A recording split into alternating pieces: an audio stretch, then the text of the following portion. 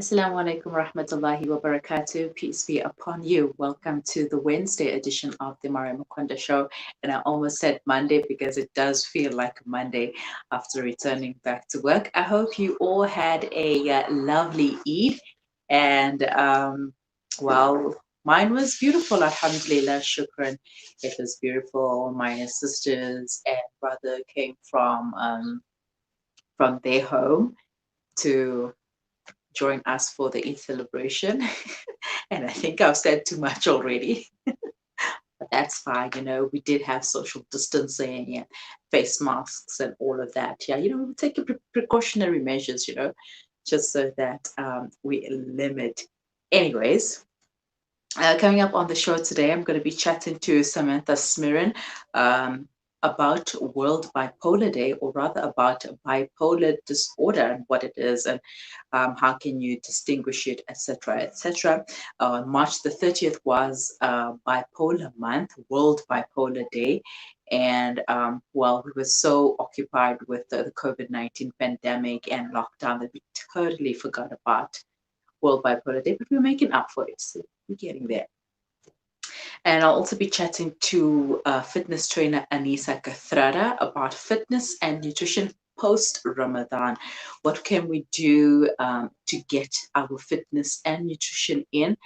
You know, we've been working out a lot. We've been or haven't been working out so much, and we haven't been eating healthily and drinking lots of water. So we're going to chat to Anisa to find out how we can maintain our nutrition, how we can start with a new routine if we did not maintain a healthy nutrition during the month of Ramadan. And we also chat to Dr. Ken Resnick, who is an educational psychologist, about preparing kids to go back to school. I know many parents have already made up their minds that they will not be sending their kids to school when schools reopen. Because of the fears surrounding the coronavirus pandemic and how the schools are equipped to handle these situations. Are the schools really ready, as the ministers have said? So a lot of parents are very concerned and thus do not want to send their kids back to schools. And there are kids who also don't want to go back to school because of these fears and anxiety that has been triggered by the pandemic. We do not know what the future holds. We don't know what tomorrow holds, but we just hope for the best. Anyways, joining me on the line right now is Samantha Smirin, who is a bipolar coach as well as an author of the book A Life Interrupted, a bipolar memoir. Good morning, Samantha. Good morning, Maryam. Thank you so much for the opportunity to speak with you. Thank you for joining me. All right, first let's start off by talking about bipolar. What is it? So bipolar affective mood disorder is a disorder of the mood, which means essentially that one experiences extreme moods that are very different to the daily ups and downs that we have when we don't have a mental health diagnosis. And the illness is characterized by what we call episodes. So you will have an episode of, it starts from hypomania and then becomes mania, where one is not sleeping, one's not eating, one has racing thoughts, one can even lose a sense of a grip on reality. And then on the other extreme is the episode of depression, which is when you find yourself in a deep, dark hole and you're almost unable to pull yourself out. So it's this extremity of experience. There is also bipolar 2, which is mainly characterized by depressive episodes. Mm-hmm. So what causes bipolar disorder? Well, the etiology is usually indicated by genetic predisposition. So it often runs in the family. It might skip a generation. You might find upon investigation that your grandparents experienced the disorder. There also is an indication that it can be triggered by for example, sexual assault as a young child. So any like extreme trauma that might trigger a mental health disorder. In my case, having lived with bipolar for 30 years now, there was no identification of trauma in childhood or young adulthood or genetic predisposition. So the etiology, the origin of the illness is a little bit unclear, but predominantly genetic. Mm-hmm. Okay, you mentioned genetic and that it can be hereditary. What about being born with it? Can a person be born with bipolar? Well, a predisposition, means that there is a possibility that you could, develop it. So yes, it would be in your genes. Therefore, you would be born with the possibility, but that possibility needs to be triggered by a certain event. So it can be triggered by anything such as, as I mentioned, sexual assault, molestation, but also things like a loved one dying. Any circumstantial situation can, in fact, trigger what exists as a predisposition. Mm-hmm.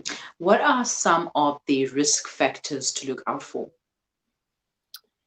Well, in terms of risk, one would really need to know what the signs of the illness are. So, you start off with changes in behavior, changes in moods, changes in ways of thinking.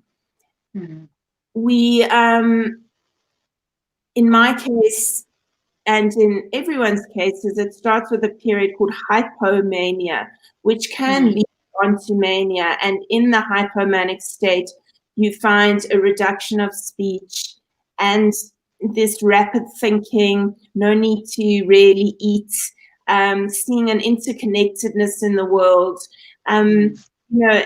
It's not, and then when you move into the full manic experience, that's where there is the possibility, but it's not doesn't happen necessarily, but there is the possibility of moving into psychosis and that complete loss of, a grip on reality, hallucinations. So it's really a matter of being aware of one's normal behavior, one's normal thinking patterns. And if you find over a period of time that is changing quite dramatically, it's best to consult with a doctor or ideally a psychiatrist. Mm-hmm. Now, how does it differ from multi-personality disorder? It's difficult for me to say, and I can't really speak to it because I'm not a psychiatrist. I'm a person with a lived experience of bipolar. So my specialization is in assisting people with bipolar. So it's best to speak with someone else who has that skill set. Mm-hmm. All right. Speaking about you living with bipolar, and as a bipolar coach, how do you coach or treat your patients?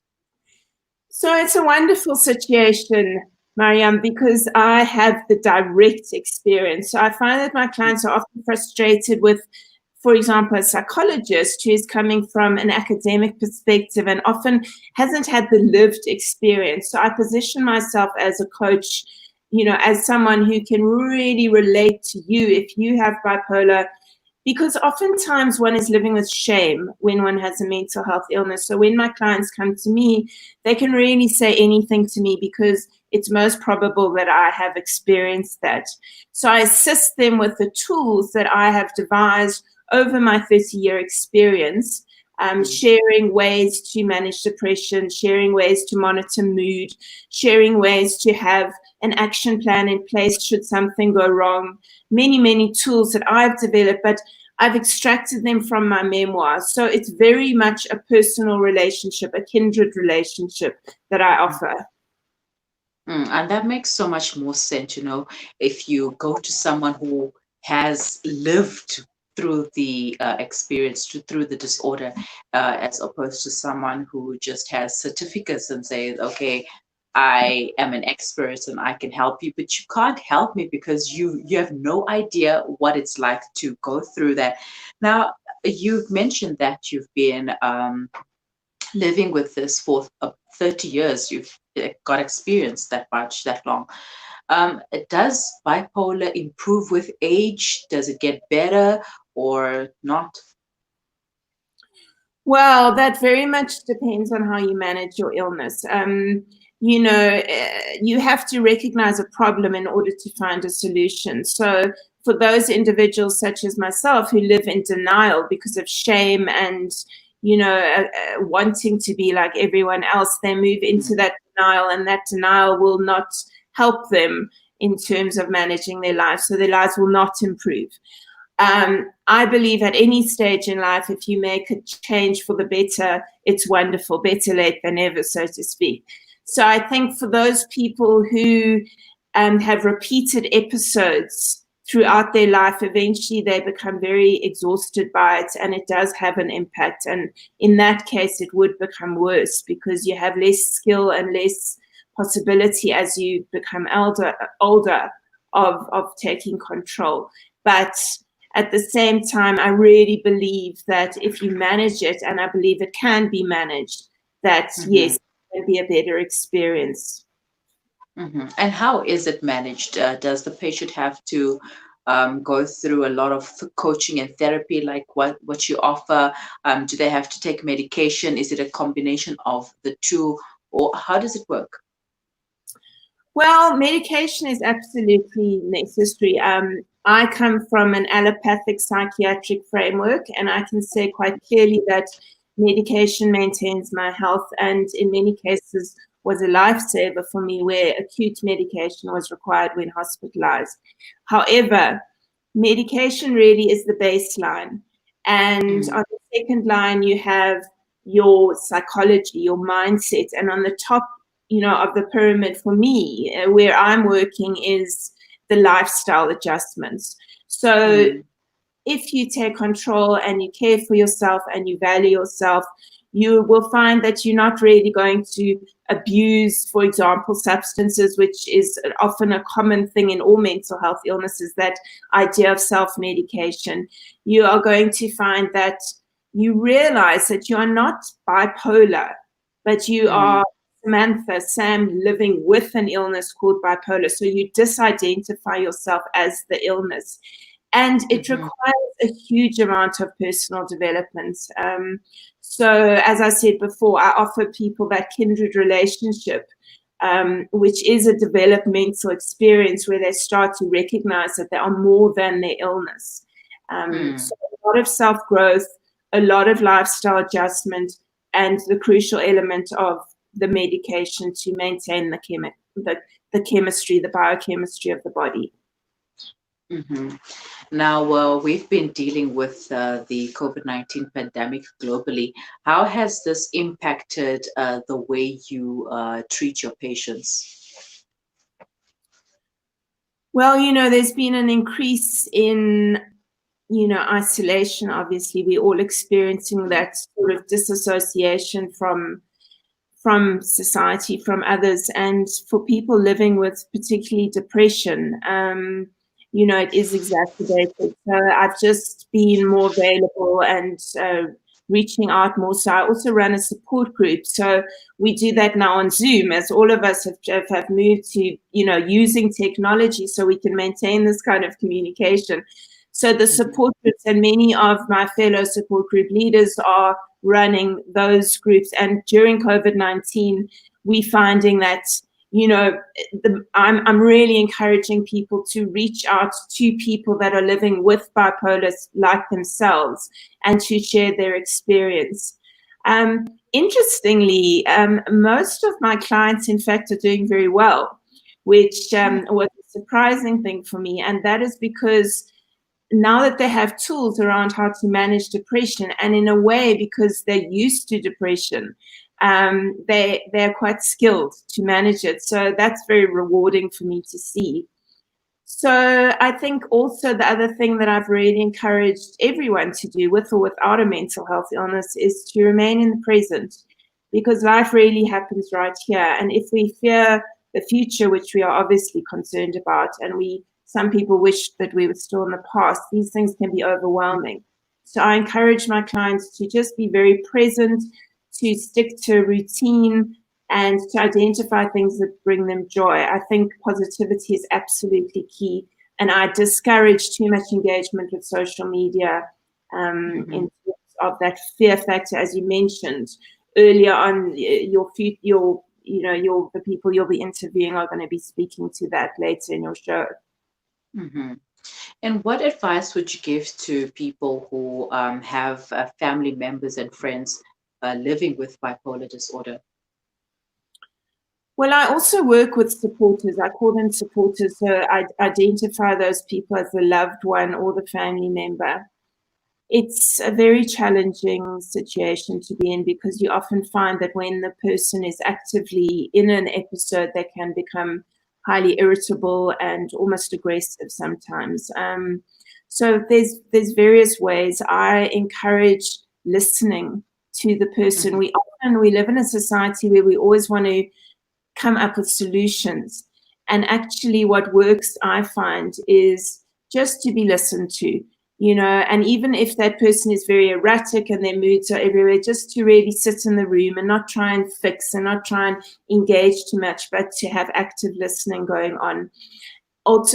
In addition, once again, a support group for people, for those supporters is important, but just finding friends that can support you.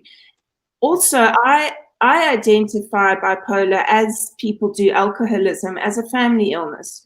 So I think as long as the family members are able to speak to each other about their frustrations, I think that's a support.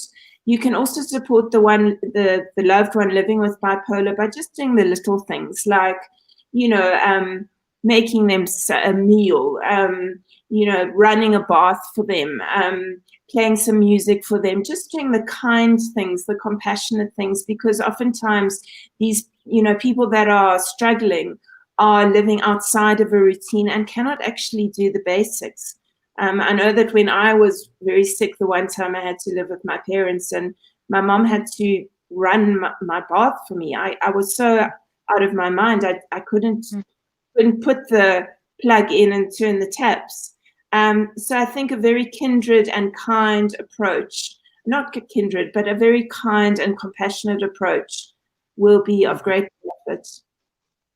All right. And how can people contact you for to join the support groups or any other information they may require?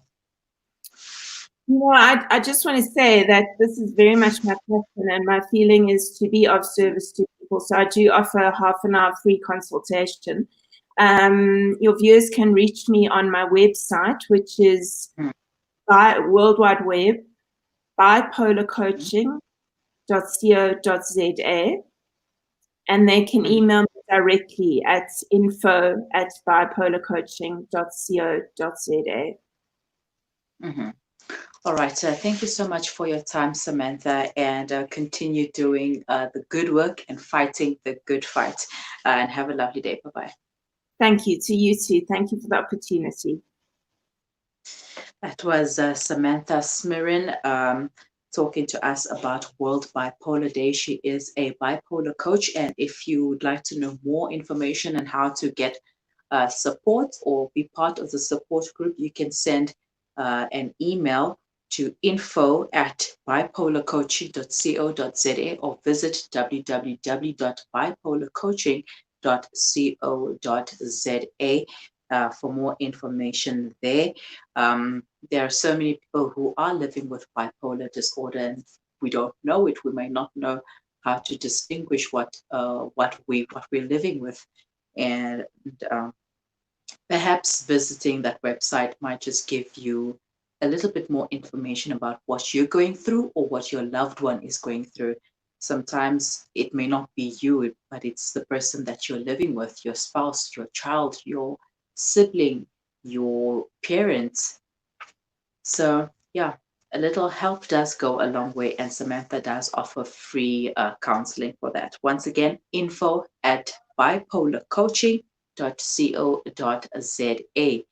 Do stay with us. We will be back after the break.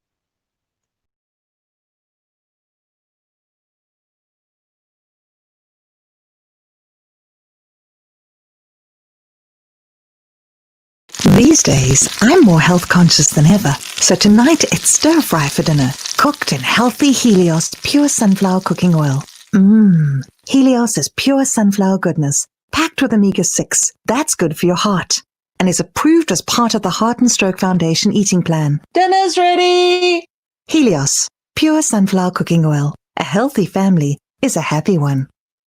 With over 80 years of experience, IG Hussein and Company are renowned for their quality Islamic wear and goods. IG Hussein and Company stock a variety of Islamic items, musallas, kitabs, Medina dates, perfumes and exclusive gifts. We guarantee you a unique and friendly shopping experience for the entire family. Visit our new branch in Overport at 202 Kenilworth Park, Brickfield Road. Open 7 days a week with ample parking and wheelchair friendly. Like us on Facebook or Instagram at IG Hussein for our latest promotions and updates. IG Hussein and Company, your Islamic lifestyle.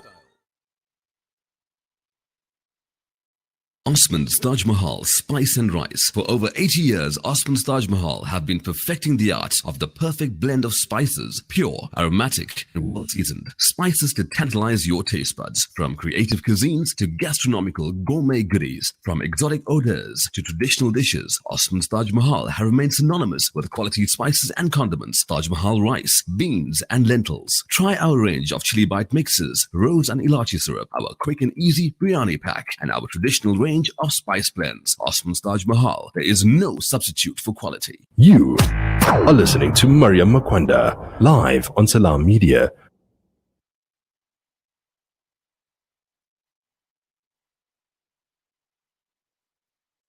You are listening to Maryam Mkwanda live on Salam Media.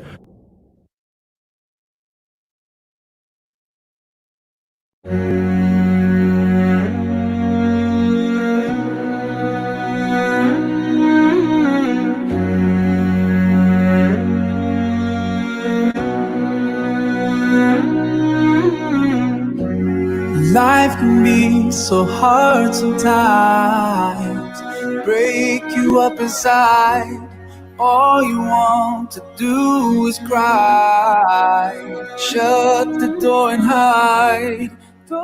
You are listening to Maryam Mkwanda live on Salam Media. Welcome back. You are listening to the Maryam Mkwanda show on Salam Media, and it is Wednesday.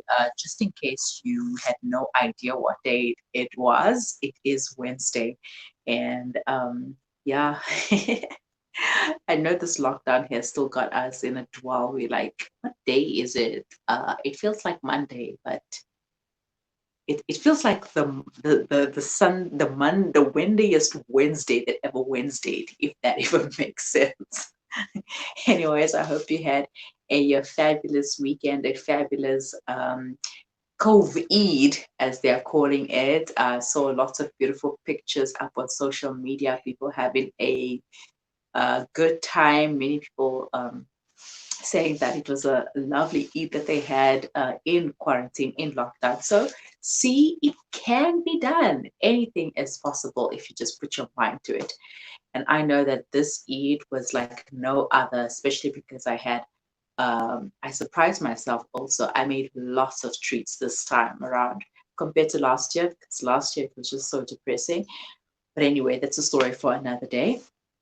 Moving right along, we're going to be talking to Anissa Kathrada, who is a fitness coach, about fitness and nutrition post Ramadan. I know some of us don't even get much working out during the month of Ramadan, except for the Taraweeh prayers that we have. If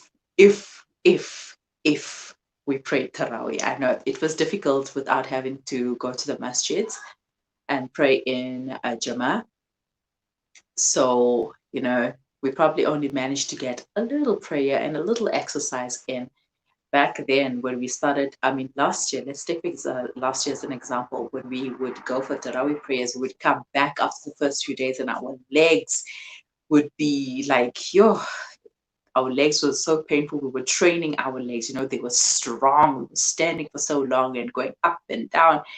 And this year didn't feel it so much, but alhamdulillah, we did get in some extra nafila.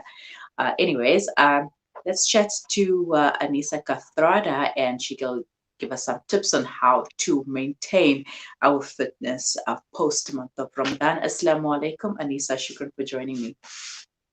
Walaikum salam wa rahmatullahi wa barakatuh. All right. So, how can we maintain a healthy and a healthy nutrition after Ramadan without falling into let me not say bad, but not so great habits? Yes. Okay, so Ramadan just finished, and we've just obviously gotten past Eid as well.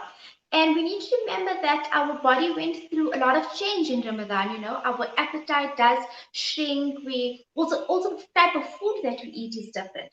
So now to get back into a good routine, we need to do so gradually. So what I would suggest is to start with some intermittent fasting, so we don't just start overloading our body with food. So, have a nice wholesome breakfast, include like good protein, some vegetables, fruits, and then your lunch. Try to keep your lunch light. So soups, maybe some smoothies, yogurt and muesli, things like that, because our body is not used to eating at that time. Mm. And then supper. Again, try to keep that as healthy as possible. It is winter, it is cold. So again, try to have more soups, have more proteins, have more vegetables, but try to leave out the carbs. I know carbs are comfort foods, so like our breads and roti and things like that, but try to cut it out as much as possible. Now, I'm feeling a little bit happy because yesterday I had like a nice post-eat breakfast complete with eggs and tomato slices and avo, and I was like, yes, I'm feeling happy that today I got this breakfast. And then today it's a different story. I just fell off the bandwagon so fast. Now, why do our bodies go on like a crazy eat frenzy, because we were so used to not eating, but then all of a sudden eat day comes and we're just snacking and eating every little thing that we see. So it's because we now can eat the food again. So basically, automatically, our mind tells us, you know what, eat everything you see. It's okay because now it's allowed.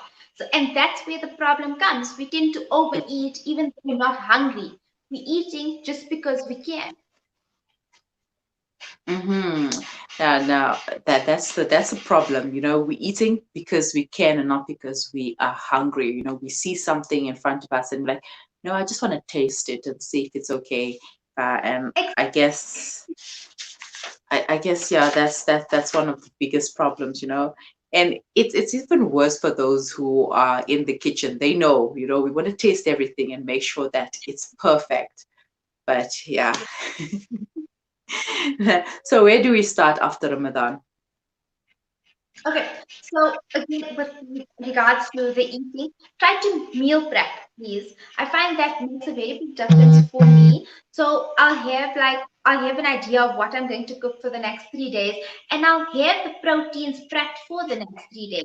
So chicken will be cut and washed, and it will be available. So I can't exactly change my plan last minute, and I can't be lazy as well because the food is there, it's clean, there's no excuse not to make something healthier.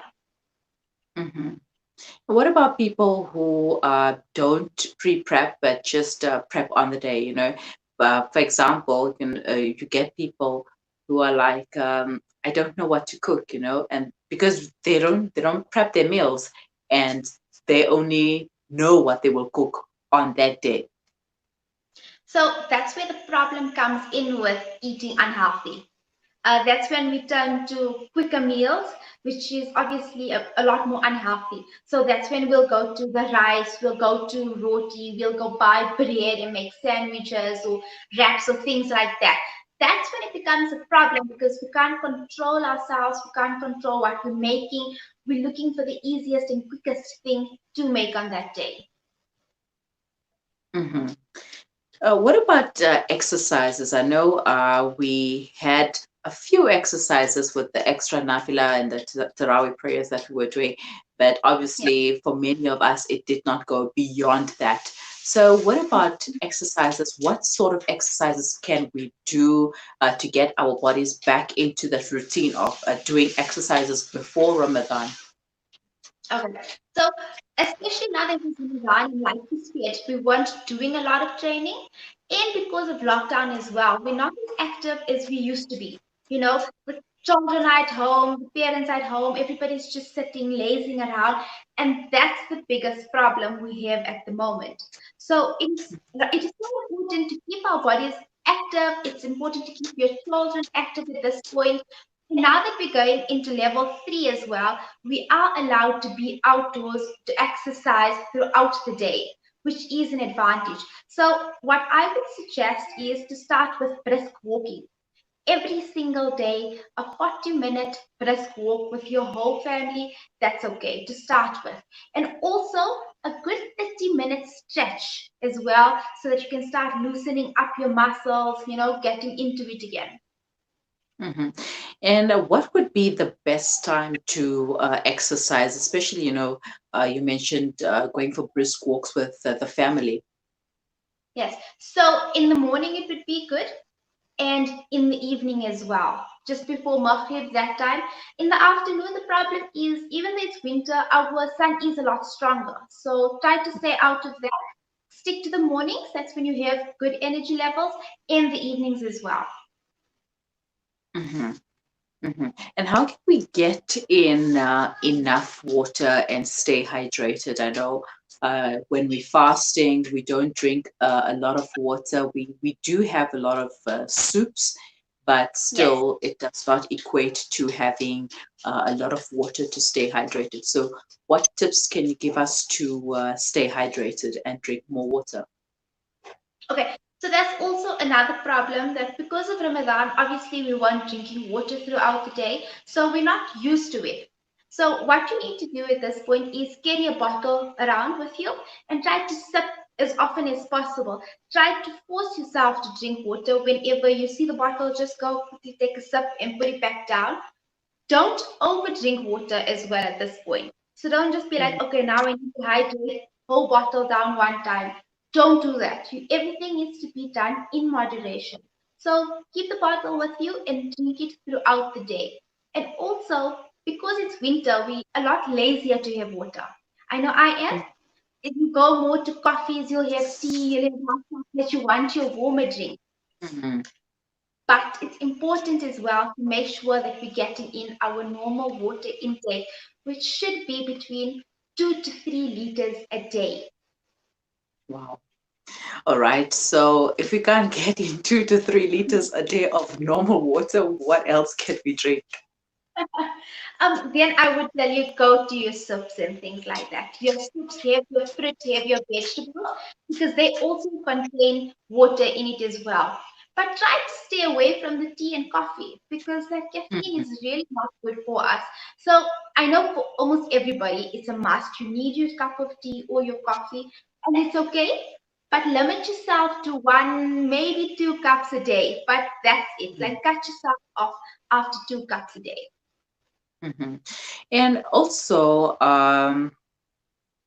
with the winter season approaching, I mean, it is cold today because of the cold front, and teas, coffees, warm beverages, Milos and stuff, those are the go-to beverages for all of us. What about just plain old boiled water? Is that okay? That's perfect. So you can drink your just plain hot water throughout the day. Or if you want, you can also have like honey water. That's excellent for Mm-hmm. you to have. Well, the benefits of honey water is great. Mm-hmm. All right, so I'm gonna go and have some honey water and some lemon inside. I'll cut some lemon slices and hopefully get some water in. All right, so Anissa, are you offering any online coaching or training services that people can make use of? Yes, I am. So throughout the lockdown period, I do have like a lot of like I have a winter fitness challenge coming up starting on the 1st of June. So people can sign up for that. It's a 4-week winter fitness challenge. And apart from that, I do offer the normal just fitness plans, personal training online, nutritional plans as well. So basically anything that you're looking for that involves your fitness and your health, I offer that. And how can people find you? Where can we find you? Are you on social media? I am on Instagram. I go under Fitness by Anisa. You can follow me there and check it out. Or you can just WhatsApp me and drop me a message. Tell me what you're looking for, whatever suits your needs as well. All right. So thank you so much for your time, Anisa, and have a lovely day. Assalamu alaikum. You too. Thanks. Salam rahmatullah. Anisa Kathrada giving us tips on how to keep the momentum or maintain the momentum after the month of Ramadan. And that is our fitness and nutrition momentum. So if you are one of those people who fell off the bandwagon and was so excited for the samosas and the pies, and now you want to get back into training, yes, now would be a good time. I'm a bit more excited about taking the walks. And know now my bundle of joy, my Akila, can now go out and take a walk with me because the lockdown has got to her and she's just not having it. She's just so fed up, and even her pictures show it. So I'm excited to take some walks with her, and hopefully we'll be starting very soon. On the 1st of June, we are going. We're going to be walking, not during the day, but later on, inshallah. So yeah, you can follow Anisa for some fitness tips and advice, what to eat, how to stay hydrated, and also do whatever works for you. If you can't sip water the whole day, then maybe try having 250 mils of water, that is half a glass. Have half a glass of water every hour, or break it down to 8 hours a day and have your half a glass of water. For me, I'd always be like, I'd have a glass of water now, and then after going to the bathroom, I'd have another glass of water because just to replace what I've lost.